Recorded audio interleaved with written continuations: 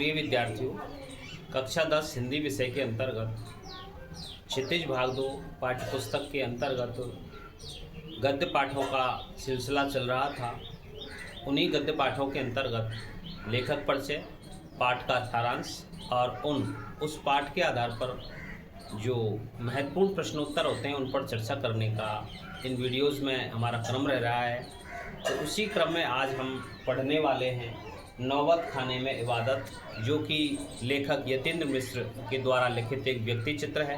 प्रिय विद्यार्थियों, हिंदी की गद्य विधा के अंतर्गत व्यक्ति चित्र को स्थान दिया गया है। तो किसी व्यक्ति के गुणों को, उसके जीवन के किसी विशेष पक्ष का जब चित्रण हम करते हैं तो वहाँ व्यक्ति चित्र की श्रेणी में वो जो विधा है वो अपना स्थान पाती है। तो आइए विद्यार्थियों, नौबत खाने में इबादत जो कि व्यक्ति चित्र है और लेखक हैं इसके यतीन्द्र मिश्र। तो आइए देखते हैं इसके बारे में। प्रिय विद्यार्थियों, सर्वप्रथम ये जो पाठ आपके पाठ्यक्रम में दिया हुआ है, इस पाठ का जो उद्देश्य है वो भारतीय संगीत कला और शास्त्रीय संगीत के बारे में आपको परिचय प्रदान करना है। तो इस पाठ के बारे में जो भारत के प्रसिद्ध शहनाई वादक हैं बिस्मिल्लाह खान, उन पर रोचक शैली में लिखा गया यह व्यक्ति चित्र है। प्रिय विद्यार्थियों, यहाँ लेखक ने बिस्मिल्लाह खान के परिचय के साथ ही उनकी रुचियों, यानी कि बिस्मिल्लाह खान की रुचियों, उनका प्रारंभिक जीवन, उनकी संगीत की साधना और उनकी लगन को संवेदनशील भाषा में यहाँ पर व्यक्त किया है। लेखक कहते हैं कि संगीत एक साधना है और इसका एक शास्त्र है और इसका लगातार अभ्यास करना बहुत ज़रूरी है। पूरी तन्मयता इसमें ज़रूरी है, धैर्य का होना इसमें आवश्यक है, तभी जा कर के उस शास्त्रीय संगीत और संगीत साधना में हमें सफलता प्राप्त होती है। और ये पूरी की पूरी लगन और धैर्य बिस्मिल्लाह खान में यहाँ पर हमें परिचय प्रदान करती है, उसमें ये मिलती है। प्रिय विद्यार्थियों, आपको ये ध्यान होना चाहिए कि जो उस्ताद बिस्मिल्लाह खान हैं वो शहनाई वादक जो अपनी साधना में इतने रत थे कि उन्हें भारत सरकार के द्वारा भारत रत्न से सम्मानित किया गया है।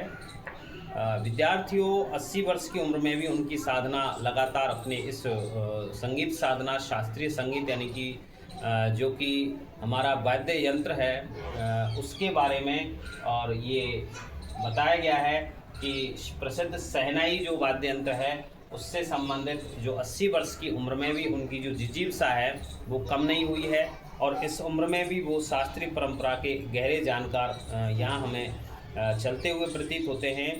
विद्यार्थियों, व्यक्ति चित्र जो है उसकी भाषा सरल है, प्रभावमयी है और प्रसंगों और संदर्भों से भरी हुई ये भाषा मानी जाती है।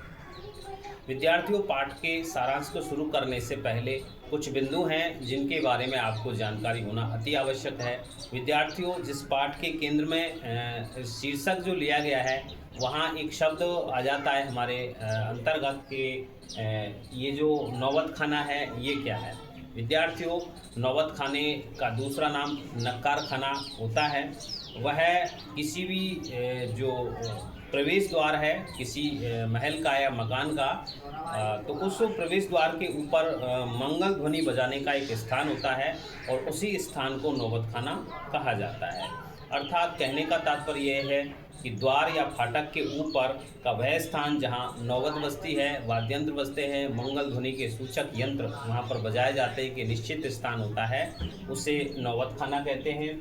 और इसमें इबादत का अर्थ होता है प्रार्थना। तो वहाँ किस प्रकार से वो ईश्वरीय साधना में रत होते हुए अपनी प्रार्थना को प्रार्थना के द्वारा ईश्वर तक जो अपना मंतव्य है, अपने मन की जो इच्छाएं हैं पहुंचाने का प्रयास उस बिस्मिल्लाह खान के द्वारा यहाँ पर किया गया है, जो कि प्रसिद्ध शहनाई वादक हैं और भारत रत्न से विभूषित वो कलाकार हैं। विद्यार्थियों, यहाँ शहनाई के बारे में भी हमें जानकारी होना अति आवश्यक है। विद्यार्थियों, मैं एक बात और कहना चाहूँगा आपसे कि पाठ का जो सारांश है वो थोड़ा सा बड़ा हो सकता है, लेकिन यदि आप प्रत्येक वाक्य को अच्छी तरह से सुनेंगे, समझेंगे तो आप ऐसा महसूस करोगे पाठ के अंत में, जैसे ये पाठसार खत्म हुआ तो आपको कैसा भी प्रश्न इस पाठ से संबंधित आपको बोझिल नहीं लगेगा और प्रत्येक प्रश्न को करने के लिए आप आतुर होंगे। तो प्रिय विद्यार्थियों, वीडियो पूरा देखना है और पूरा के पूरा आपको सारांश अच्छी तरह से समझना है। विद्यार्थियों, यहाँ सबसे पहले हम शहनाई को लेते हैं। तो ये जो शहनाई होती है, ये वाद्य यंत्र होता है और लकड़ी और धातु से निर्मित एक वायु वाद्य यंत्र होता है, जिसे शुभ वाद्य यंत्र कहा जाता है और धार्मिक वाद्य यंत्र इसको कहा जाता है। उत्तर भारत के विभिन्न हिस्सों में ये प्रचलित है। प्रसिद्ध शहनाई वादक उस्ताद बिस्मिल्लाह खान इसके प्रमुख बजाने वाले थे। तो प्रिय विद्यार्थियों, इनका जन्म जो हुआ है 21 मार्च 1916 और मृत्यु 21 अगस्त 2006 बिहार में ये जन्मे थे। भारत रत्न से सम्मानित हुए थे। तो ये जो शहनाई है वो भारत का सबसे लोकप्रिय वाद्य यंत्र है, जिसका प्रयोग शास्त्रीय संगीत से लेकर के हर तरह के संगीत में किया जाता है। कहने का तात्पर्य है, जो फूंक मार करके बजाया जाता है, ससुर वाद्य जिसको कहते हैं, वायु वाद्य जिसको कहते हैं, तो वो ये शहनाई एक वाद्य यंत्र है, जिसे बजाने में जो महारत जिन्होंने हासिल की थी वो यहाँ पर बिस्मिल्लाह खान हैं। प्रिय विद्यार्थियों, शहनाई के बाद में शास्त्रीय संगीत के बारे में हमें थोड़ा सा समझना है कि शास्त्रीय संगीत आखिर है क्या। तो शास्त्रीय संगीत भारत का प्राचीन गायन, वादन, गीत, नृत्य, अभिनय, इससे सभी विधाओं से संबंधित, सभी परंपराओं से संबद्ध ये होता है। इसका वर्णन विद्यार्थियों वेदों में भी मिलता है। तो केवल एक शास्त्रीय संगीत की जब हम बात करते हैं तो यहाँ संगीत ही नहीं लेंगे, संगीत के साथ साथ गायन है, वादन है, गीत है, नृत्य है, अभिनय, ये सभी कलाएं इसमें आ जाती हैं। उसका वर्णन वेदों में भी किया गया है। विद्यार्थियों, पाठ का जो प्रारंभ होता है वो काशी जो नगरी है, जो सांस्कृतिक नगरी है, बनारस जिसको कहते हैं, उसके वर्णन के साथ शुरू होता है।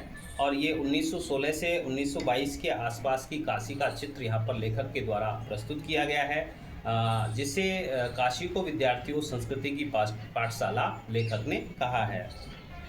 वहाँ शुरू में बताया गया है कि पंचगंगा घाट स्थित है एक बालाजी का मंदिर, उसकी जो ड्योढ़ी है और उस ड्योढ़ी पर, ड्योढ़ी का अर्थ होता है दहलीज, जिसको पौड़ी कहते हैं, प्रवेश द्वार जो होता है वहाँ ड्योढ़ी जिसको कहा जाता है। तो यहाँ उस ड्योढ़ी पर नौबत खाना है और नौबत खाने से निकलने वाली जो मंगल ध्वनि है, जो शहनाई आदि शुभ सूचक जो वाद्य यंत्र बजाए जाते हैं, उनको वहाँ रखा जाता है। प्रिय विद्यार्थियों, इस काशी और धार्मिक जो आयोजन है उससे संबंधित वार्ता करने के पश्चात लेखक ने बिस्मिल्लाह खां के बचपन के बारे में, वो किस प्रकार से बचपन उनका व्यतीत हुआ था उसके बारे में उन्होंने बताया है क्रम से। तो लेखक के अनुसार बिस्मिल्लाह का जो बचपन का नाम था वो अमीरुद्दीन है और इनका जो जन्म है वो डुमराव गांव जो बिहार के अंतर्गत आता है, उसके संगीत प्रेमी घर में उनका जन्म बताया है। प्रिय विद्यार्थियों, 5-6 साल की जब उनकी उम्र थी वो डुमराव में उन्होंने बिताई थी और अपने नाना के घर काशी में वो आ जाते हैं 5-6 साल की उम्र में ही। यानी कि डुमराव गांव को छोड़ करके, जो कि बिहार में है, उसको छोड़ करके वो 5-6 साल की जो उम्र में थे तो वहाँ अपने ननिहाल में आ जाते हैं। और उनकी ननिहाल है विद्यार्थियों काशी में, जिसका वर्णन हमने ऊपर पढ़ा है। तो वहाँ आ जाते हैं। पाठ के प्रारंभ में अपनी ननिहाल काशी में स्थित बालाजी मंदिर की ड्योढ़ी का जो दृश्य है वो उपस्थित हुआ है।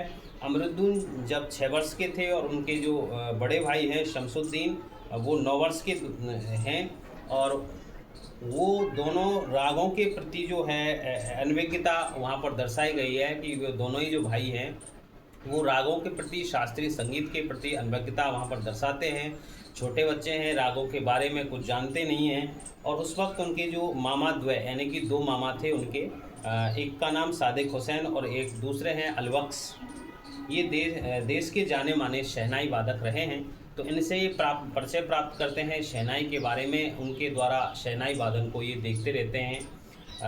प्रिय विद्यार्थियों, इसके पश्चात लेखक ने डुमराव गांव का जो दृश्य है, उसकी जो प्राचीनता है, उसका जो इतिहास है, वो यहाँ लेखक के द्वारा प्रस्तुत किया गया है। तो देखते हैं इसमें शहनाई और डुमराव का एक दूसरे के लिए उपयोगी बताया गया है। इन दोनों को शहनाई के बजाने के काम आने वाली जो रीढ़ है, यानी कि ये अंदर से पोली होती है जिसके सहारे शहनाई बजाने के काम आने वाली शहनाई जो फूंकी जाती है, जो कि एक प्रकार की घास से बनती है।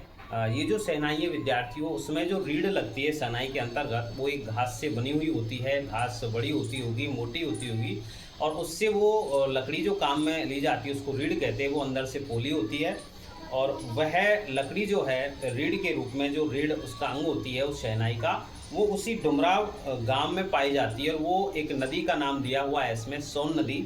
सोन नदी के किनारे पर वो पाई जाती है। बिस्मिल्लाह के जो परदादा हैं उस्ताद सलार हुसैन खां डुमराव के ही निवासी माने जाते हैं। तो यहाँ विद्यार्थियों डुमराव गांव का जो इतिहास है वो इस प्रकार से प्रस्तुत लेखक के द्वारा किया गया है कि जो शहनाई के को निर्मित करने में, शहनाई को बनाने में काम आने वाली जो रीढ़ है उसकी लकड़ी वो वहीं डुमराव गांव में सोन नदी के किनारे पाई जाने वाली एक घास से ही प्राप्त होती है। इसलिए शहनाई को निर्माण करने में, शहनाई को बनाने में जिस घास का प्रयोग किया जाता है वो डुमराव गांव से ही प्राप्त होता है। तो ऐसा वर्णन विद्यार्थियों लेखक के द्वारा यहाँ पर किया गया है। प्रिय विद्यार्थियों, धीरे धीरे जब हम पाठ के प्रति आगे बढ़ते हैं तो वहाँ बिस्मिल्लाह खान के दो मामाओं का चित्रण यहाँ पर किया गया है। जैसा कि हमने ऊपर बताया है, सादिक हुसैन और अली बख्श ये देश के जाने माने शहनाई वादक माने जाते हैं। प्रिय विद्यार्थियों, आगे जो वर्णन किया गया है इस पाठ के अंतर्गत, वो जब बिस्मिल्लाह खान 14 वर्ष की उम्र प्राप्त कर लेते हैं तो उस समय उनके जीवन में किसका प्रभाव हुआ जिससे कि वो उस शहनाई की जो कला है उसके प्रति वो जागरूक हुए हैं, तो उसका वर्णन यहाँ पर दिया है। तो वो बताया गया है कि जीवन के आरंभिक दिनों में जब वो 14 वर्ष के थे तो संगीत के प्रति आसक्ति उनमें जागृत हुई है। पूर्व में उल्लेखित काशी के उसी बालाजी मंदिर, जो बालाजी का मंदिर वहाँ पर दिया हुआ है, उसमें उसके नौबत खाने पर उसके ड्योढ़ी के ऊपर जो एक स्थान था जहाँ पर इनको बजाया जाता था, अभ्यास के लिए जिस रास्ते से वो उस मंदिर तक पहुँचते थे तो रास्ते में ही दो महिलाओं का यहाँ पर चित्रण आया है। तो वो है रसूलन बाई और बतूलन बाई। विद्यार्थियों, काफ़ी महत्वपूर्ण प्रश्न यहाँ पर बन सकता है कि किन के माध्यम से जो बिस्मिल्लाह खान है उनको रुचि प्राप्त हुई थी शहनाई के प्रति, संगीत के प्रति। तो वो दो महिलाओं के नाम आपको याद रखने हैं, रसूलन बाई और बतूलन बाई। वो यहाँ होकर के गुजरता है, उस बालाजी मंदिर तक जाने के लिए जो रास्ता है वो रसूलन बाई और बतूलन बाई के यहाँ होकर के गुजरता है, जो संगीत प्रेमी महिलाएं हैं। यहाँ अमीरुद्दीन को संगीत प्रेरणा, यानी कि बिस्मिल्लाह खान को जो संगीत की प्रेरणा है वो इन दोनों गायिका बहनों रसूलन बाई और बतूलन बाई से ही मिल पाई थी, ऐसा लेखक ने यहाँ पर वर्णन द्वारा बताया है। यहाँ आगे चल के लेखक ने वैदिक काल में, यानी कि वैदिक इतिहास में शहनाई का जो इतिहास है वो यहाँ पर प्रस्तुत किया है कि किस प्रकार से शहनाई कहाँ कहाँ मिलती है, किस प्रकार से इनका उपयोग कहाँ किया जाता है और कौन से क्षेत्र में शहनाई को क्या कहा जाता है। ऐसा कुछ विवरण लेखक के द्वारा यहाँ पर प्रस्तुत किया गया है। प्रिय विद्यार्थियों, वैदिक लेखक के अनुसार वैदिक इतिहास में शहनाई का कोई उल्लेख नहीं किया गया है। शहनाई को संगीत शास्त्र में सुशिर वाद्यों में गिना जाता है, यानी कि फूंक से जो बजाए जाने वाले जो वाद्यंत्र हैं सुशिर वाद्य, उनमें इनकी गिनती की जाती है। विद्यार्थियों, अरब देशों में फूंक कर बजाए जाने वाले वाद्य जिसमें नाड़ी यानी कि नरकट या रीढ़ को नय कहते हैं। प्रश्न आएगा विद्यार्थियों कि अरब देश में फूंक कर बजाए जाने वाले जो वाद्य यंत्र हैं उनको उनकी जो रीढ़ है, नरकट है, जो शहनाई को बजाने में काम आती है, जो वहाँ सोन नदी के किनारे पर पाई जाती है, तो वहाँ अरब देशों में उसे क्या कहते हैं? उस रीढ़ को या नरकट को क्या कहते हैं? नय कहते हैं। वहाँ उस रीढ़ को क्या कहते हैं विद्यार्थियों? नय, ऐसा कहते हैं, नय कहा जाता है उसको। आगे बताया गया है कि 16वीं शताब्दी के उत्तरार्ध में जो तानसेन थे उसके द्वारा रची बंदिश जो संगीत राग कल्पद्रुम से प्राप्त होती है, वहाँ शहनाई, मुरली, वंशी, श्रृंगी और मूर्छंग आदि का वर्णन यहाँ पर आया है। उनके साथ साथ विद्यार्थी ये जो वाद्यंत्र हैं उसमें सुशिर वाद्यों में मुरली, वंशी, श्रृंगी, मूर्छंग के साथ साथ शहनाई का चित्रण भी यहाँ पर वर्णन आता है। विद्यार्थियों, एक शब्द है इसमें श्रृंगी, जो सींग से बनाई जाती है, जो वाद्यंत्र सींग से निर्मित किया जाता है, पशुओं के सींग से, तो वहाँ श्रृंगी का निर्माण होता है। विद्यार्थियों, एक महत्वपूर्ण प्रश्न यहाँ पर और आया है कि दक्षिण भारत के मंगल जो वाद्य हैं उनको नाग स्वरम की तरह शहनाई प्रभाती की मंगल ध्वनि का संपूरक है। वहाँ शहनाई की तरह एक वाद्यंत्र काम में लिया जाता है दक्षिण भारत में, वो है नाग स्वरम। वो नागस्वरम जो है विद्यार्थियों, वो शहनाई की भांति ये प्रयोग में लिया जाता है। जैसे कि कोई प्रभाती गाई जाती है तो उसका संपूरक अर्थात उस शहनाई के समान ही दक्षिण भारत में एक वाद्य यंत्र बजाया जाता है, उसे क्या कहते हैं, नागस्वरम कहा जाता है। विद्यार्थियों आगे चल के जो बिस्मिल्लाह खान की जो संगीत के प्रति, साधना के प्रति, शहनाई के प्रति जो रुचि जागृत होती है, उसका एक अनूठा नमूना यहाँ पर प्रस्तुत किया गया है लेखक के द्वारा। और बताया गया है कि 80 वर्ष की उम्र में 5 वक्त की जो नमाज है, उस नमाज में यानी कि वो 5 वक्त की नमाज अदा करते थे और उसमें सुर मांगने की प्रार्थना वो करते थे। और जितना भी वो कमाते थे अपने गायन के द्वारा, तो वो उस सुर मांगने में, वो प्रार्थना में वो खर्च होती है, यानी कि वो किसी भी हालत में उस 5 वक्त की नमाज को नहीं छोड़ते हैं। वहाँ आगे विद्यार्थियों वो ढूंढा करता है और किस प्रकार से स्वर साधना की वो याचना करता है बिस्मिल्लाह खान उस उम्र में। और वहाँ एक लेखक ने वर्णन दिया है विद्यार्थियों, कस्तूरी मृग का वहाँ पर वर्णन दिया गया है कि जिस प्रकार से कस्तूरी मृग के नाभि में जो खुशबू फैलती रहती है और उस खुशबू को आधार बना करके वो जो उस हिरण को यानी कि मृग को पता नहीं रहता है कि ये खुशबू कहाँ से आ रही है। तो जिस प्रकार से उस हिरण को पता नहीं चलता है, जबकि वो जो खुशबू है, वो जो महक है उसी कस्तूरी मृग के नाभि से आती है, लेकिन वो इधर उधर उस खुशबू के लिए दौड़ता फिरता है। मृग मरीचिका का वर्णन यहाँ पर भी किया गया है और कस्तूरी मृग विशेष रूप से यहाँ पर बताया गया है विद्यार्थियों। तो उसी प्रकार से बिस्मिल्लाह खान है वो स्वर साधना के लिए इधर उधर वो घूमते हुए, जैसे कि कस्तूरी मृग इस तरह से दिखाई देता है तो घूमता फिरता है, उसी प्रकार का वर्णन वहाँ पर किया गया है। आखिर 7 सुरों को बरतने की तमीज़ उसे सलीके से अब तक क्यों नहीं आई, ऐसा वो सोचने पर विवश होता है ये जो बिस्मिल्लाह खान है कि आखिर इतने समय हो गया, 80 साल की उम्र हो गई, तो इतने आखिर 7 सुर बरतने की तमीज़ उन्हें सलीके से अब तक क्यों नहीं है। इस प्रकार का जो सोच है वो बिस्मिल्लाह खान की यहाँ पर प्रस्तुत की गई है। विद्यार्थियों आगे जो लेखक के द्वारा बिस्मिल्लाह खान और शहनाई और मुहर्रम, जो कि एक मुस्लिम पर्व होता है, इन तीनों का अंतर संबंध यहाँ पर लेखक के द्वारा प्रस्तुत किया गया है। दोबारा से सुनना विद्यार्थियों, बिस्मिल्लाह खान, शहनाई और मुहर्रम जो कि मुस्लिम पर्व होता है, वहाँ एक अंतर संबंध यहाँ पर प्रस्तुत किया गया है। उसके बारे में एक वर्णन दिया हुआ है, उसको ध्यान से सुनते हैं विद्यार्थियों। उसमें कहा गया है कि मुहर्रम माह में शिया जो मुसलमान होते हैं, मुसलमानों की प्रजाति है, एक ग्रुप है, एक समूह है, तो मुहर्रम महीने में शिया मुसलमान क्या करते हैं, हज़रत इमाम हुसैन और उनके कुछ वंशजों के प्रति अज़ादारी यानी कि शोक मनाते हैं। और ये शोक जो होता है विद्यार्थियों, पूरे के पूरे 10 दिनों का शोक होता है।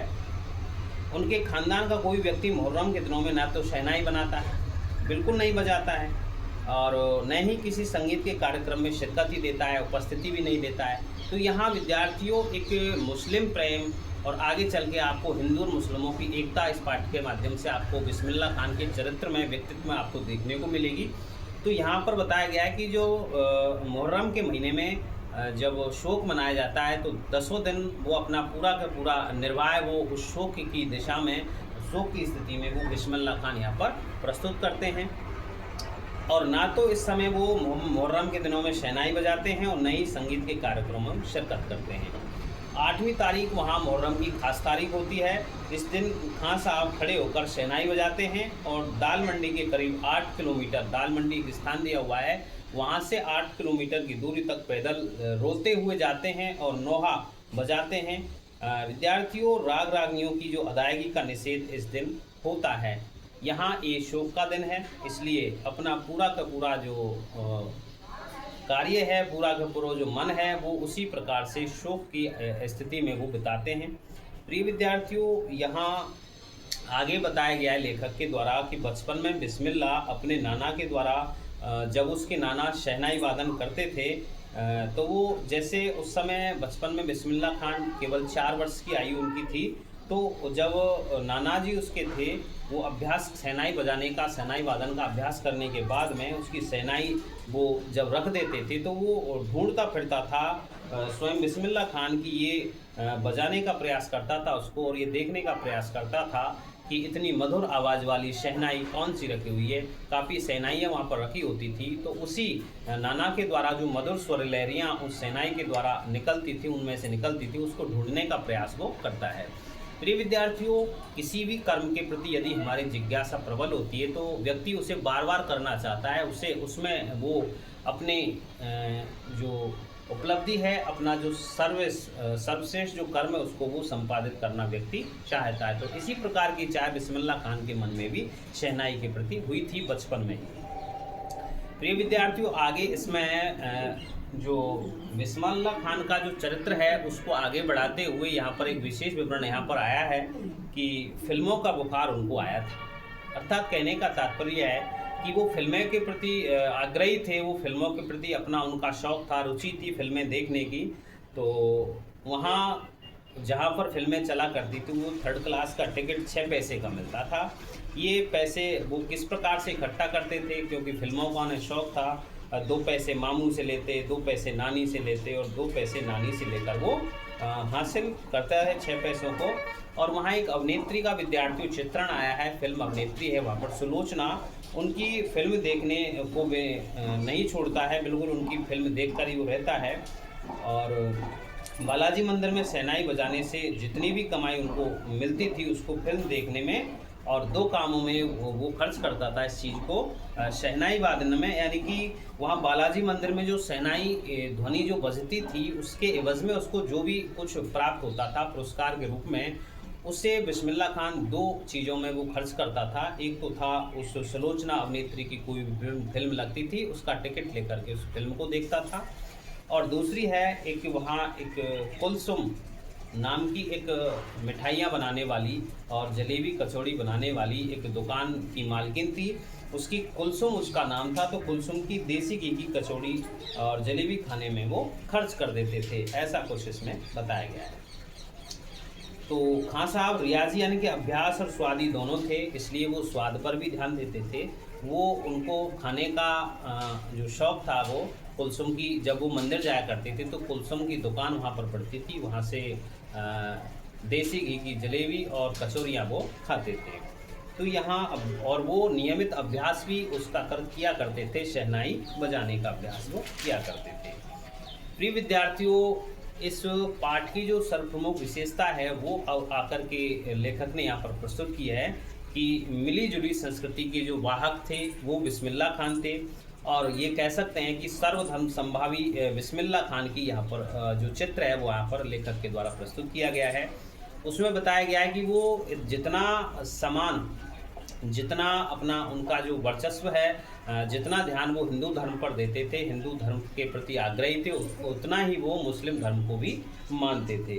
तो यहाँ पर बताया गया कि काशी में संगीत आयोजन की प्राचीन और अद्भुत परंपरा रही है।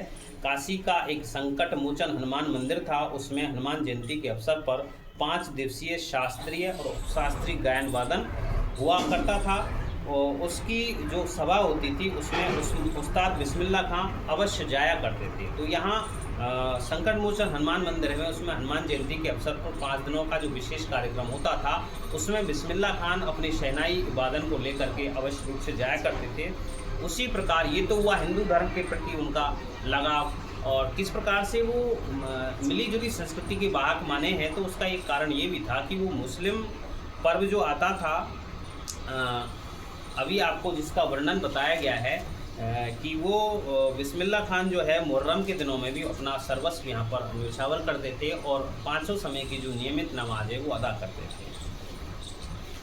तो वे मुस्लिम संस्कृति से जुड़े हुए थे, लेकिन अपने मज़हब के प्रति समर्पित होकर भी काशी विश्वनाथ के प्रति भी अपार श्रद्धा वो रखते थे।